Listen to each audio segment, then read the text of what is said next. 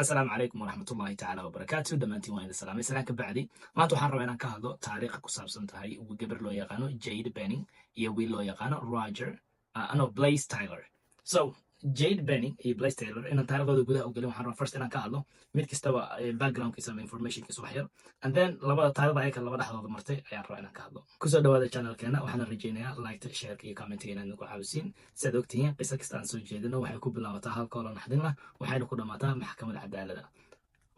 جيد marka jade benning gabadha ayaa waxay ahayd gabar ku kortay stateka maaragtay arkansas way ku barbaartay sanadka markuu ahaa 2020kii ayaa waxay ka baxday jaamacadda oo cunto kariska ama chef ay noqotay markaa kadibna way guurtay waxay u guurtay nashville tennessee halkaas ayaa marka nolosheeda waxaa ka bilaabatay inay ka shaqayso maaragtay maqaayad asxaab ay samaysato waxyaalada dhan wiilkana blaise taylor wuxuu ahaa high schoolka footballku aad ugu fiicnaa captain uu meesha ka noqday markuu high schoolka dhameeyena wuxuu aaday jaamacadda aabihiisa coachka ka ahaa halkaa jaamacadda isagana markuu intuu ku jiray xagga waxbarashadan uu ku fiicnaa wuxuu qaatay 2 degree oo bachelor wuxuu qaatay masters asiga walaashiisa business ayay isla sameeyeen markuu u kala kacsaneed markuu qalin jabiyena isagana wuxuu noqday coach oo ardayda footballka ayuu coach u ahaa labadan qof marka noloshoodii meeshay iskaga imaanayso waxay ahayd waxay isku barteen maaragtay aaladan xiriirka iyo waxa laga sameeyay hinge ay isku barteen ayayna xiriirka bilaabeen hinge marka labadoodii markii kuwada isbaranayeen wuxuu ahaa 2020kii bilowgiisa ayay isbarteen marka haddatan intaa waa background story and inaad la socotiin marka sheekadii waxa dhacay ayaan horey u galaya hadda bilaaba insha allah marka February 25teeda 2023 9:40 pm ayaa blaze ayaa wuxuu wacay askarta wuxuuna leeyahay hey gabar asxaaban dhahay xanuunsan allergy painting aan sameynay waa baashaalayna and then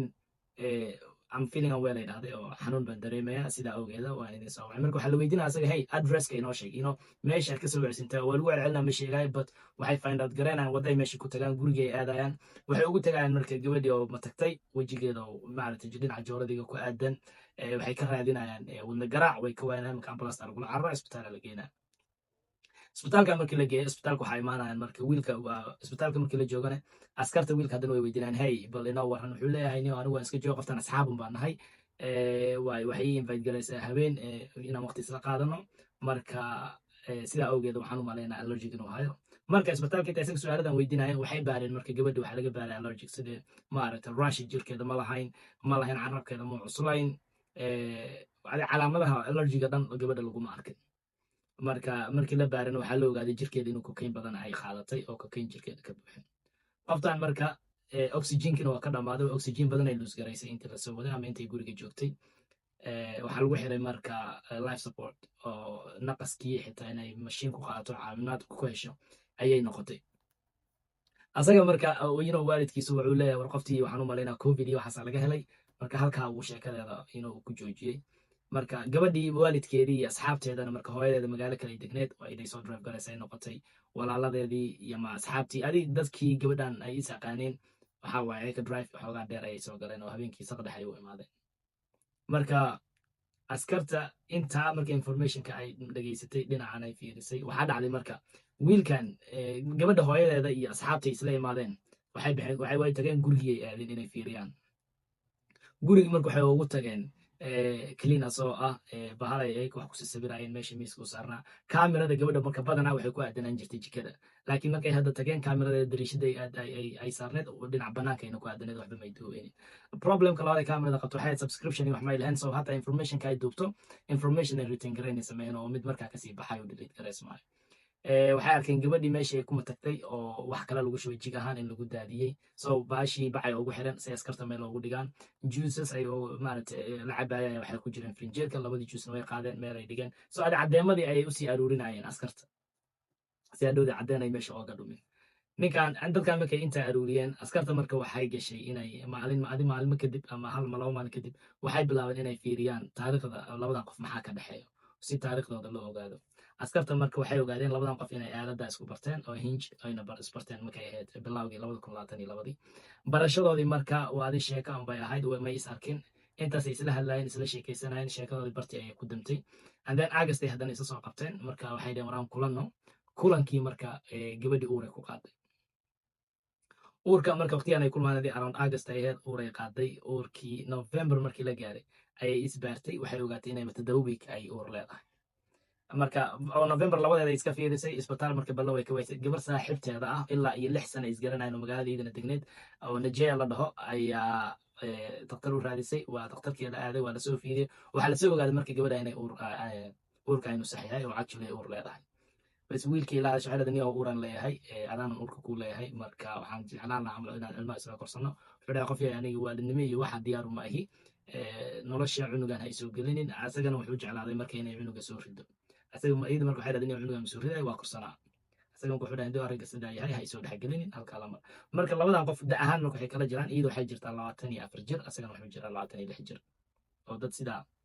da'doodu sii kala weyn maahan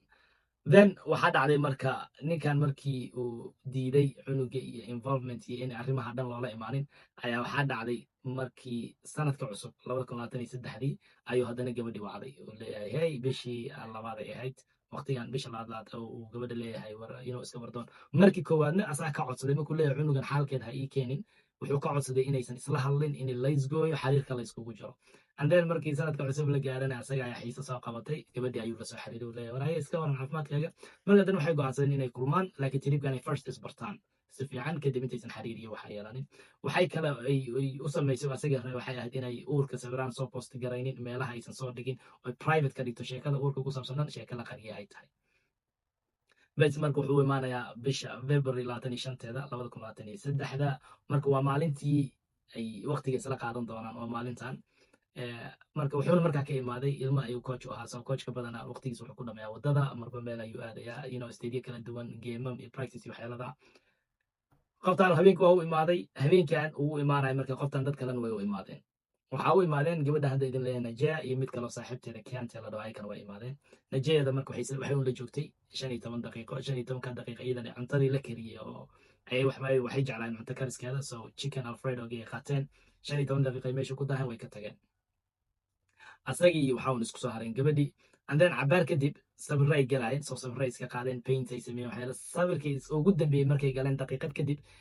Jade waxay wacday Najaa marka halow ay tan ku haysaa 6 daqiiqo qadka ku jirta qof la hadlayo malahan marka waxay samaysay saaxiibteedii waxay dhageysanaysaa marka labadan qof hadalkii ka dhaxdhacay Jade ayay waxay ku andacoonaysaa niyo maxaad isiisay maxaa jeebkaaga ku jiro maxaa biyaha igu dartay si fiican ma dareemoy maxaad igu samaysay intaas ayaa hadalkeeda ka dhacay waxaa dhacday marka intaasay gabadha intaa ku antacootay 6 daqiiqo markay ay isku dayday wixii dhacaynay way gadaal dambeed ka ogaan doonta markay maxkamadda dhacayso but adiga hadda waqtigan meeshii imaaday markay meeshii imaanaysan waxay rabtaa saaxiibteeda oo ambulance lagu qaadayo isbitaalka loo sii wado maalintii markay ku xigto askartan waxay sameeyeen guriga ay aadeen cadeymihii waxay raadsadeen hal shay askarta ka hoos baxday waxay maalintii waxa arrinka dhacay maysan raadinin cadeemo maalintii ka dambeeyay raadiyeen so cadeemihii marka waxaa siiyeen wixii ay information ay familka ka heli kareen iyo wixii ay gabadha hooyadeed iyo dadka aruuriyeen intii ay qaateen intii kalena waxay sameeyeen marka waxay aadeen buildingka meesha hoose qashinka camera ku taalay camerada ayadana information way duween waxay ahayd cameradan is delete garaynayso markay rabeen inay informationka access gareeyaan in case wax lagu tuuray qashinka maarata cadeen waxay ogaadeen iyadana cadeen way heli waayeen waayo cameradii waa mid is delete garaynayso markii la gaaray March 6deeda oo waqtiga ay tahay dhalashada gabadhan waxaa dhacday familku waxay ka bixiyeen maaragtay baashi naqaska oxygen-ka siinayso waayo waxaa la kama soo kacayso midaan aska ay tabtarinta saydeen soo familku ay ka saareen gabadhii meeshii ay ku geeriyootay cunugii ay caloosha ku waday oo iyadana gabar ahayd 6 maalin ka hore ayay iyadana geeriyootay soo sanadkan markuu dhacay sanadkii ku xigay prosecutorka waxay go'aansadeen markii inay ninkan ay judge gareeyaan oo ay dhahaan waa dil in lagu xukumayo ay dil ku doodi doonaan maxkamadda markii arrinkan lagu judge gareeyay jury marka badanaa cases-kan loo geeyaa juryga fiirinayo marka haddii ay ka dhacdo case-ka uu prosecutorka u wato badanaa way indict gareyn waxay dhahaan actually case-kan waa case culus oo la caddeyn karo ama waxay dhahaan meeshan waxba lagu maayo case-kii ay dhageysteen adiga intaysan maxkamadda weyn la gaarin markii waxay dhaheen qofkan waa dembigan waa lagu qabsan karaa way bixeen marka askartii ninkii arrestigiisa ayaa la dhahay la soo xiro asagoo markii gabar isla socdaan oo ay ka khasneen ayaa la istaajiyay Utah markaan joogaa askari ayaana halkaa kusoo xiray markii la soo xiray already hadda marka ninkan waa inuu iskugu diyaariyo maxkamadda asaga markii la dhahay nin dembigan ma gashay intaanu caddeema anaga la imaanaynaa dembigan waxaan isleenahay inaad gashay ayaan aaminsanahay asaga wuxuu dhahay dembigan ma gelin mana qiranay dembi so asagana wuxuu qabsaday dad defensa famil kale waxa waaye dowladda ayaa matalaysa oo leedahay ninkan wuxuu dilay gabar iyo cunugiiba waa dilay maxkamadiisa markii la gaaray prosecutorka marka kiiska bilaabanayo kiiskiisu ka hadlayo prosecutorka kiiskiisii dad badan ayuu keenay dakhtariintii gabadhii saaxiibteeda najea imaaday najea su-aalada la weydiinaya marka waxay ahayd maxaad maqashay waxay leedahay saaxiibteeda oo leedahay maxaa daawada iigu dartay maxaa cuntada iigu dartay maxaa biyaha iigu dartay maxaad isiisay jeebkaaga maxaa ku jiro oo leedahay niyahow waxbaad isiisay sheeg waxaad isiisay arrinkaa dhan ayaan maqlay dhahday marka waan halow ku hay waa la iga qaban waayey markii aan kusoo celiyay asaa iga qabtay dhahday okay iigu qaban dhahay hala hadlo uu diiday inuu igu qabto telefoonkan inuu igu dhiibana uu diiday markaas waa marka ay leedahay markaasuu go'aansaday markuu ogaaday in arrin kala ogaaday inuu waco ambulasta si oo marka ay caawinada ugu imaado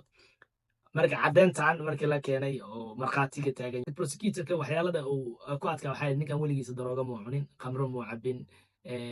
wax caddeen ama asoo darooga gadaayo ama waxyaalada dhan laguma hayo ama asoo qof u diraayo text messagekiisii ay baareen search historygiisi ay baareen wax caddeen dhan kuma hayaan uu ficilkan uu sameeyey laakiin waxay keeneen gabar oo asxaabaysa ay girlfriend u ahayd marka college ay dhiganayeen ayaa imaaday gabadh waxay leedahay 19 jir ahaa xariir ayaan lahayn uuraan u qaaday marka waxaan dhahay waan iska soo ridaa waana igu raaco wuxuu dhahay fikirka waa fikir fiican gadaashiya waxay dhahday markaas laba gabar kale uur qaadeen labadii gabar kale uur qaadeen mid iyadan waxay go'aansatay inay iska soo rido laakiin midda diiday marka anigu ii imaado ay dhahday ee leedahay qoftaan ka dhaadhicin inay iska soo rido fikrada wuxuu weydiinaya maxaan siin karaa oo ilmaha ka soo ridi karaa wax buu ku gulgaraynaya waa nin aysan oga dhegnayn inuu ilmaha soo rido ayay ulajeedkiisa aheed ay dhahday waayo muusan rabin inay ilmo loo dhalo waxaa kale prosecutorka caddeeyeen ninkan inuu ahaa nin dumar badan la socda halkii marba oo intaasoo gabaroo kala duwan ayuu xariir la leeyahay oo waqtiga la qaato intaasay marka la imaadeen waxaa marka caddeyn defenska ama ninkii looyarinta ninkan difaacayeen waxay ayaka meesha la imaadeen ay leeyihiin dakhtarkii gabadha baaray markay geeriyootay muusan sheegin sidee kokaynkan jirkeeda ku galay wuxuu sheegay inay kokayn u dhimatay so su-aasha waxay tahay sidee ku heshay midii labaad defenska uu ku doodaya waxay ahayd qoftan waxay cabi darooga isticmaali jireen daroogyo kala duwan ay balwado badan bay lahayd waxaysan ay caddayn karin intay uurka lahayd laakiin balwad ma isticmaalin marka waxay dhaheen maybe daal balwadii a qabatay balwadii cabtay ama iyadaa raadsatay maadaama ay reer balwad ahayd nolosheeda intii hore dhan so ayagu waxay leeyihiin maadaama siday u isticmaashay ama say ku hesheen la caddayn karin ay horeyna balwadu isticmaali jirtay qofkan aad dembiga lagu ogaayo ama dembiga la saarayo inuu weligiisa balwad isticmaalin waxaa halkaas aad ka garan kartiin inay iyada isticmaashay uu asaga luka lahayn prosecutorkan waxay leeyihin ninkan ilmaha inuu soo dilo inuu ilmo dhala inuu diyaar u ahaa waayo markhaatiya ayaan idin keenay marka uu isku dayayo qofka siduu ilmaha uga soo ridi lahaaba sidaa ogeed ninkan ayaa dilay gabadha iyo cunuga caloosha ku jiraba kiiskii bartii ay ku dhameeyeen ama kiis kasta qof kasta arrinkiisa kusoo gabagabeeyey then waxaa qaatay jurygii ayaa la tagay marka oo go-aan soo gaaraya 2 saac iyo bar unbay soo fikireen ay kasoo hadleen 2 saac iyo bar kadib way soo laabtay waxayna dhaheen ninkan qaladka uu galay oo dembigan uu leeyahay marka maxkamadda hal baan idinka iloway maxkamadiisa marka waxay dhacday bisha 6aad 2026 ayaa maxkamadda uu maraya qofkan marka maxkamaddii adiga arrinkii markuu dhammaaday caddeemihii iyo qof kasta wuxuusan keysan kara uusan keentay juriga ayaa marka 2 saac iyo waxay qaateen bar inay kusoo fikiraan inuu qofkan dembiga uu leeyahay in kale waxayna marka go-aan kusoo gaareen ninkan inuu dembiga galay oo dembiga ay leeyihiin ninkan waa guilty oo second degree murder uu guilty ku yahay iyo first degree murder so dembiye kala duwan ay soo saareen marta prosecutorka wuxuu leeyahay badana inuu hadduu first degree kuga heli waayo oo ay tahay oo la kac kas iyo inaad plan garaysa inaad qofka disho wuxuu kugu raadinaa second degree oo asaguna ah laakiin ma plan garaynin but still qofka aad dishay labadaaba marka meesha way gashteen labadiina waa lagu helay marka dembigii lagu helay waxayna marka waxaa la dhahay qofkan ciqaabtiis maxaa laga dhigaa noo sheega waxay dhaheen in qofkan noloshiisa laga dhigo xabsi daa'in laakiin uu codsan karo in mar lasoo sii daayo marka statekan oo marka maxkamadda lagu qaadayo sharci waxaa ka jira qofku waa inuu 51 sano cuno markaas ayuu wuxuu codsan karaa in la cafiyo 51 sano marka laakiin judgeka weli muusan xukumin judgeka xukunkiisa wuxuu dhici doonaa bisha 9aad 9keeda 2026 idinka maxay idinla tahay ninka ama dembigan uu galay oo gabadhii iyo cunugii calooshii ku sidaasaa dilay mase ninkan dembiga kor waa laga saaraya oo asaga lukuma lahan idin rajeynayaa kheyr cibaadadan ayaa laga tegin channelkeenana saan idinka codsanay liketa shareka iyo commentiga inagu caabiya wassalaamu calaykum waraxmatullaahi tacaala wabarakaatu